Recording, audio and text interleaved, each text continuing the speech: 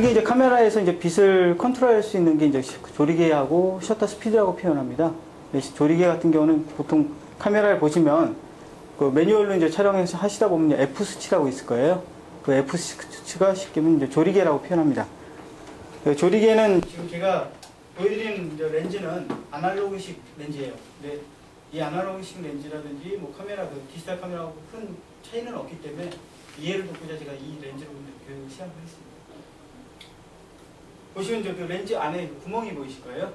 이 구멍이 넓혀졌다,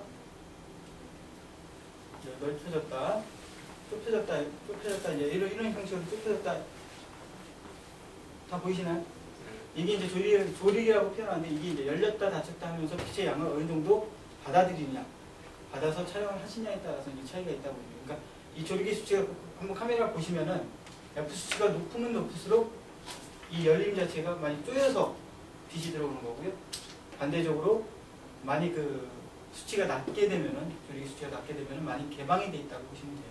그러니까 그 부분, 많이 열고 많이 닫힌다. 이 부분에서 빛을 어느 정도 받아들이는 걸로 촬영이 이루어진다고 보시면 됩니다. 다른 기능 하나가, 이 조리개 그 다른 기능 하나가 이제 보통 사진을 보시면 뒷배경이 흐릿하게 촬영된 사진이 있을 거고요. 또 한편으로는 포커스가 전체적으로 다 맞춰 있는 사진이 있을 거예요. 이걸 보통 피사기 심도라고 표현하는데, 피사기 심도를 갖다가 얘기해주면 좀 어렵잖아요. 그러니까 쉽게 얘기하면 포커스가 맞는 범위라고 보시면 돼요. 그러니까 포커스가 맞는 범위니까 지금 사진처럼 아래에 있는 사진 보시면 이제 우측에 있는 사진 같은 경우가 뒷배경이 약간 흐릿하게 보이지 않습니까? 이제 그 조리개를 많이 개방해서 촬영했을 때, 그 옆에 있는 이제 포커스가 전체적으로 다 맞은 걸 갖다가 조리개 수치를 쪼였을 때, 이런 이제 사진이 표현된다.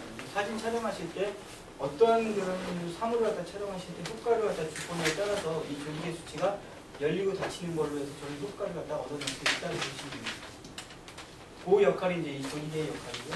두 번째는 셔터라고 이제 보통 우리가 속도라고 표현하잖아요. 카메라 이제 보시면은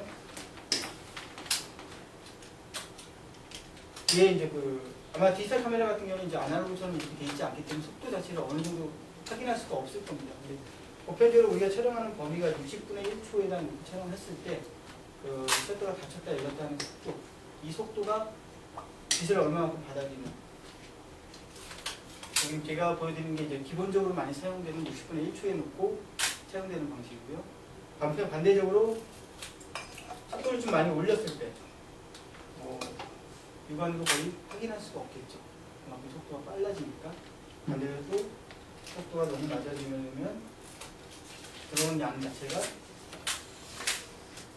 열렸다 닫혀를 함으로써 빛의 양이 얼마만큼 더 전달이 되냐, 이런 걸로 그게 빛을 컨트롤할 수 있다고 보시면 됩니다.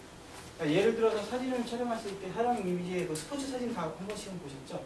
움직임이 큰 이미지인데 순간적인 정지된 촬영이 아마 돼 있을 거예요. 이 경우에는 셔터 스피드가 빨라야 될까요? 느려야 될까요? 네, 빨라야죠. 그만큼 속도가 빨라짐으로써 움직이는 사물이 정지된 사물처럼 보이기 때문에.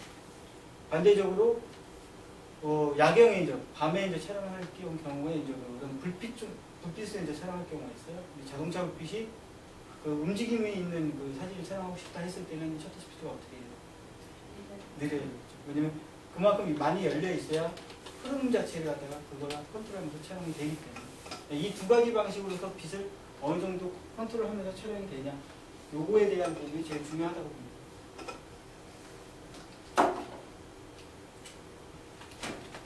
여기까지 다 이해가 되셨나요? 좀 늦게 오신 분들이 아마 앞전 얘기를 잘 못 들으셔서 그 부분에 이해가 안 가시는데, 아무튼 그 얘기는 이제 추후 계속 나오니까요. 그 부분 때 궁금하신 거 있으면 얘기를 해주시면 돼요. 그 다음에 세 번째로 감도라고 있어요.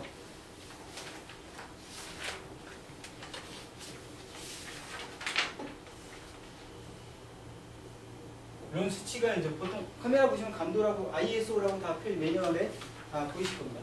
수치가 낮으면 낮을수록 저감도라고 표현하고요. 수치가 높을수록 고감도라고 표현합니다.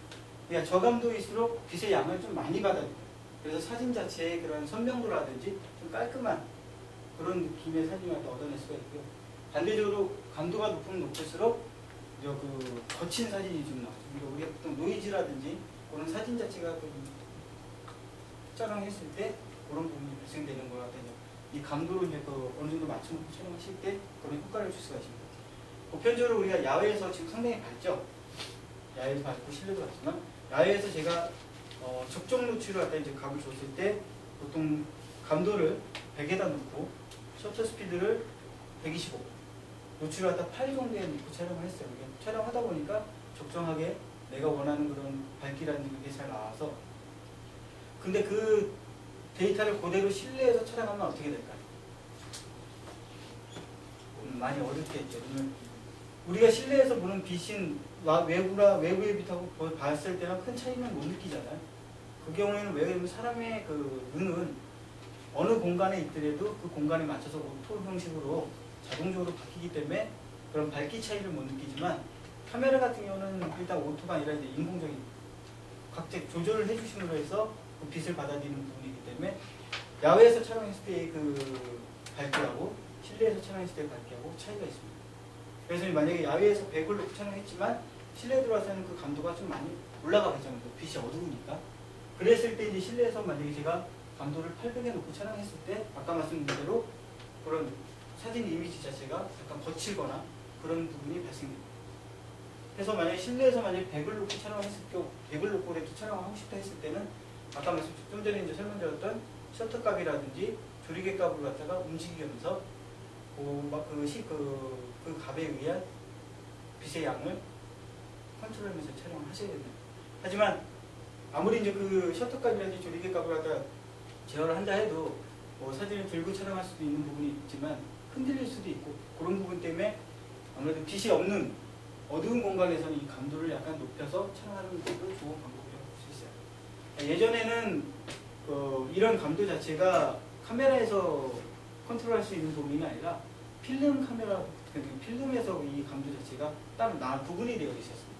그래서 필름을 바꿔야지만 야외 촬영이든 실내 촬영이든 그게 컨트롤이 됐었는데 지금은 뭐 사용하는 카메라 자체가 거의 대부분 카메라 자체에서 조정이 가능하게끔 되어 있기 때문에 어느 정도 움직여도 그런 부분에서는 상당히 좀 간편하게 촬영이 할 수가 있다는 거죠.